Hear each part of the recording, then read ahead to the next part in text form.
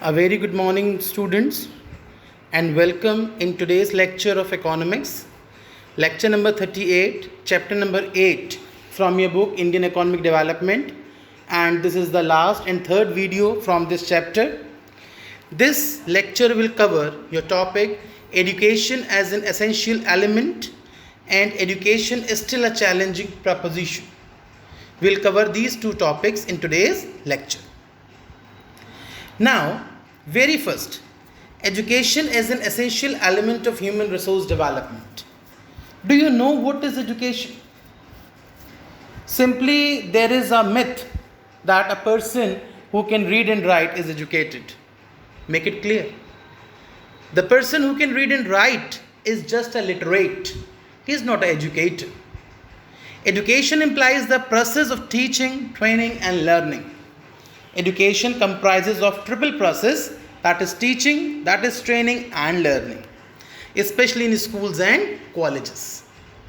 It improves knowledge and developed skills. My dear students, education हमारे human resource development का बहुत essential element है. Education वो weapon है which can change the world. The world can change with the education.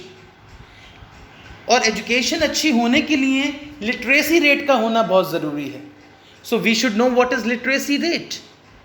The persons who can read and write in a country are known as literate.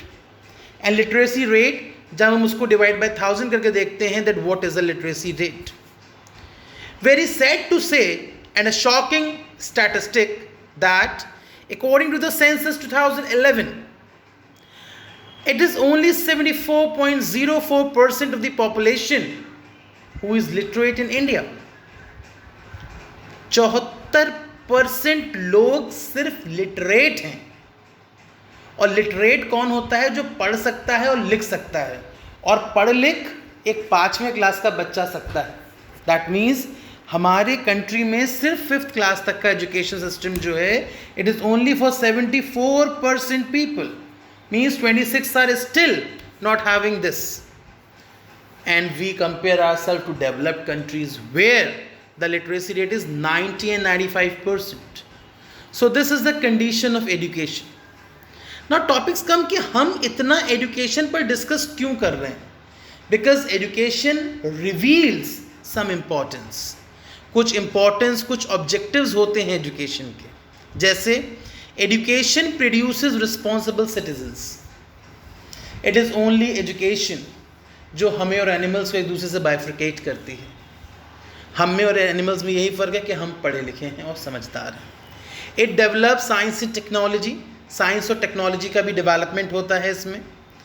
It facilitates use of natural and human resources of all regions of the country. हमारे country में जितने भी human natural resources हैं, उन सब का use हम properly कर सकते हैं with the help of education only.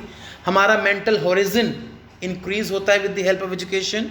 Education helps us in economic development. Education promotes cultural standard of the citizen. It develops human personalities. Means these all are the points which says the importance and objectives of education, that why education is necessary in the country. What is the need for government intervention in education and health? Government की क्या ज़रूरतें हैं education के regarding? Basically government ने education और health को primary basis पर लिया है. Means foremost priority. उसके लिए उन्होंने sectors बनाए हैं which needs huge investment with a very high fixed expenditure. Expenditure भी होता है और investment भी huge होती है. It is difficult to expect private investors to invest in health and education unless they are allowed to recover their huge cost through high price of their services. Means high price charge होता है whether it is on the name of education or in the name of health. Poor countries like India, they can't afford such a high price. And that's why education and health are not having a good scenario, good era in a country.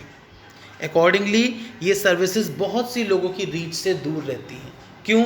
जो इंसान education और health को utilise नहीं कर पाता है, achieve नहीं कर पाता है. क्यों? क्योंकि उसके पास पैसे की कमी है. He is financially not so strong. So that's why government, ज़रूरत है गवर्नमेंट को कि एजुकेशन और हेल्थ डिपार्टमेंट में अपना इंटरफेरेंस डालना स्टार्ट करे। उसके लिए क्या किया है गवर्नमेंट ने, एजुकेशन सेक्टर को ग्रो किया है। एजुकेशन सेक्टर की अच्छी खासी ग्रोथ हुई है। Expansion of general education, data ये कहते हैं 1951 से लेके और आज 2020 तक universities, colleges, schools, primary schools, उन सब में बहुत इंक्रीमेंट हुआ है। जो चीज़ें पहले हंड्रेड्स की फिगर्स में होती थी आज थाउजेंड्स और लैक्स की फिगर्स में हैं। कॉलेजेस तो लैक्स में हैं इस टाइम इंडिया में, जो कभी हंड्रेड्स में हुआ करते थे। एलिमेंट्री एजुकेशन, क्लास 8 तक की एजुकेशन को एलिमेंट्री कर दिया गया है। Every person up to class 8 should have this education. Secondary and senior secondary education, class 10th और 12th की एजुकेशन के लिए भी बहुत सारी पॉलिसीज़ और प्लान्स बनाए गए हैं so that more and more educated persons can be there. Higher education, universities और कॉलेज लेवल पर यूजी पीजी की एजुकेशन को भी फैसिलिटेट करना स्टार्ट किया गया है। Vocationalisation of secondary education, actual में जो सेकेंडरी सब्जेक्ट्स हैं, सेकेंडरी मतलब the subjects which are at the level of +2 and at the level of class 10th, उन सब्जेक्ट्स में वोकेशनलाइजेशन मतलब प्रैक्टिकल स्किल्स को भी इनकलकेट किया गया है। Technical, medical and agricultural education, now education is not only surmounted in the walls of schools, it is beyond the schools and colleges, in the technical field, in the medical field, as well as in the educational sector too. Rural education, the persons who are living in rural areas, they should also be educated.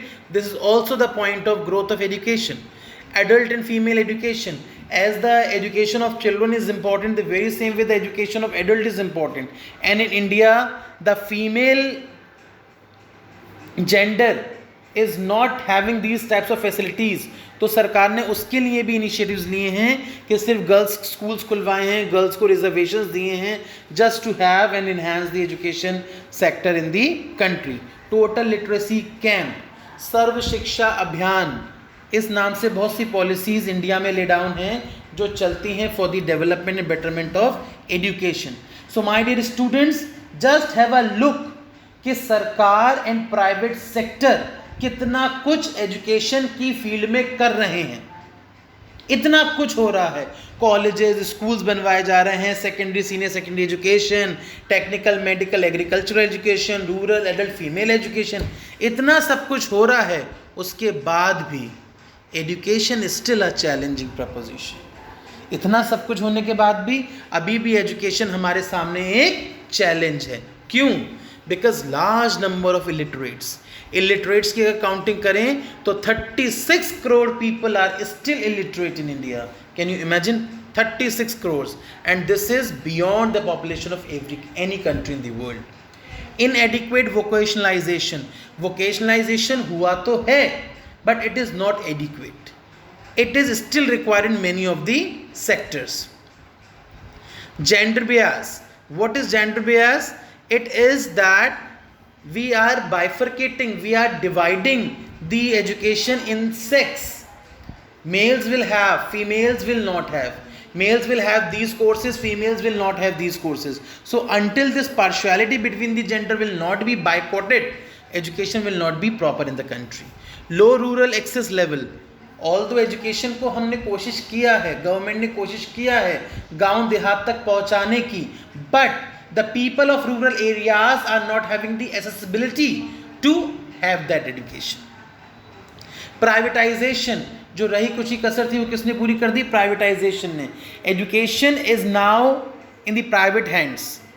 Most % of the education is in the private hands, and private hand means a lot of money, a lot of fee, and that is beyond the reach of normal citizen of a country, right? A person who is not able to fetch a couple of meals a day, how can you think he will give a fees in lakhs to private schools and institutions? He or she can't, and those people are far away from higher education. Low government expenditure on education. So much government is doing for the country's education system, but still it is very low. According to one data, at least 6% of GDP should be spent on education. अगर 100 करोड़ रुपए की income है तो उसका 6 करोड़ रुपए government को education पे खर्च करना चाहिए, but actual expenditure is only 4 to 5%, लेकिन 4 से 5 करोड़ के बीच ही खर्चा होता है बस। 1% जीडीपी जो एजुकेशन के लिए होता है, that is not been implemented on education. This is what this point outs the gap, what is intended or desired and what is actually achieved. So these all are the point which says that is still education is a challenge.